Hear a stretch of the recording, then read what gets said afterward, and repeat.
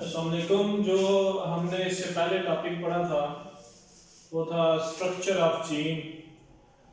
Structure of gene के बारे में हमने प्रोकैरियोटिक जीन के बारे में पढ़ा था और यूकैरियोटिक जीन के बारे में पढ़ा था। ठीक है, फिर मैंने आपको उसकी डायग्राम बनाकर कंप्लीट उसके पार्ट्स के बारे में बताया था।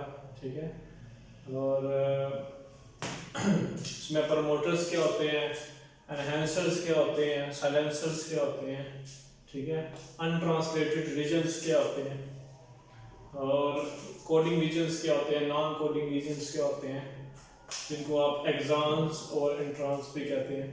ठीक है, अब जीन्स के बारे में हमने स्ट्रक्चरली तो डिस्क्राइब कर लिया। जो हमारा जो आज का टॉपिक है उसमें हम फंक्शंस ऑफ जीन के बारे में पढ़ेंगे कि जीन बेसिकली कौन कौन सा फंक्शन करती है। ठीक है, उसको डिटेल में थोड़ा सा पढ़ेंगे। चूंकि अब आपको जीन के बारे में भी पता है और स्ट्रक्चर ऑफ जीन के बारे में पता है, तो फंक्शन ऑफ जीन में अब से पहला पॉइंट,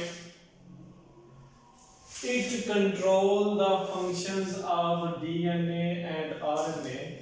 ये जीन्स ऐसी चीज है जो डीएनए में भी और आरएनए में भी जितने फंक्शंस हो रहे होते हैं उसको कंट्रोल कर रही होती है। ठीक है, उसको रन करवा रही होती है, जितने भी फंक्शंस होते हैं आरएनए के अंदर और डीएनए के अंदर। ठीक है, ये इसका पहला पॉइंट है। दूसरा पॉइंट इसका क्या है? Proteins are the important materials in human body.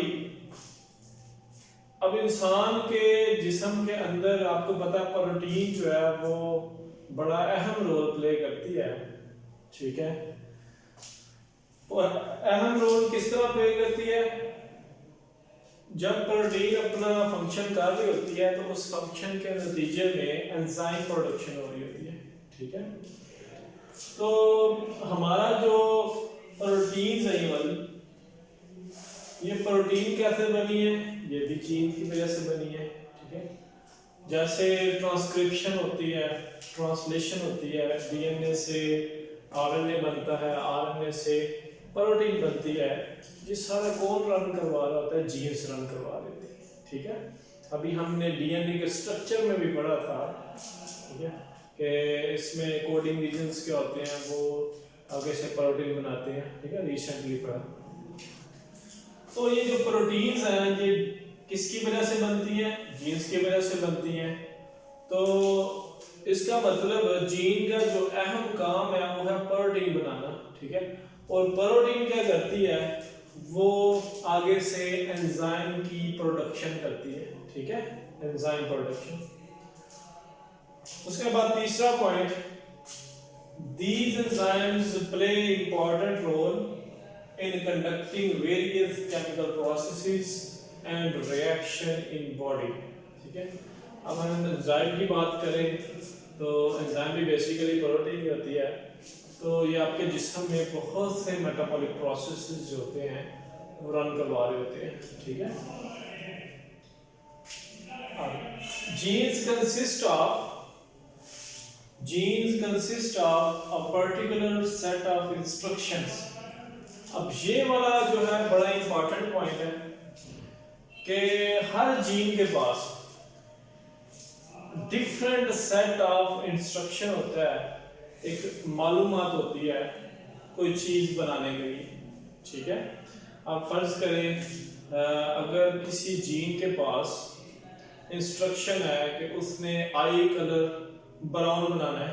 ठीक है, तो जो ऑफस्प्रिंग आएंगे उसमें ब्राउन कलर वाले बच्चे आएंगे। ठीक है, जिनकी आईज का कलर ब्राउन होगा। क्यों? क्योंकि जो जीन्स के पास इंफॉर्मेशन थी वो ब्राउन आईज वाली थी। ठीक है, अब कुछ इंफॉर्मेशन होती है जो ब्लैक आईज के लिए होगी। ठीक है, इसी तरह सो ऑन। समझ आ गई? तो हर जीन के पास एक अलहदा सेपरेट जो होती है इंस्ट्रक्शन होती है ताकि वो आगे से अपना फिनोटाइपिकली प्रेस कर सके। ठीक है, अब इसकी एग्जांपल भी है ग्लोबिन जीन्स। अब ग्लोबिन जीन ऐसी जीन्स हैं जिसको इंस्ट्रक्शन दी जाती है कि वो हीमोग्लोबिन बनाए। ठीक है, तो वो इंस्ट्रक्शन कौन देता है? वो भी जीन्स देती हैं। ठीक है, उसके बाद genes describes everything about living things.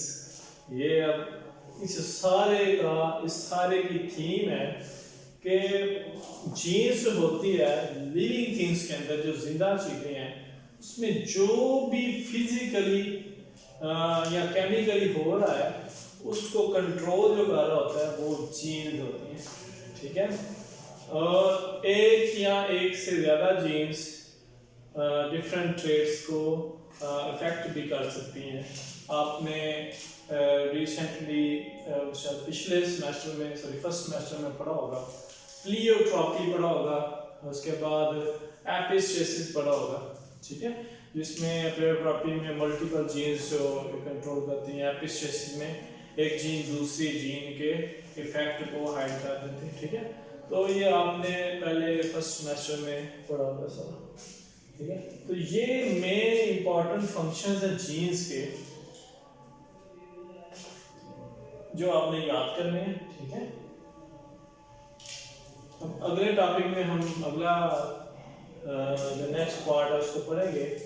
ठीक है, तो इसके लिए इतना ही काफ़ी है।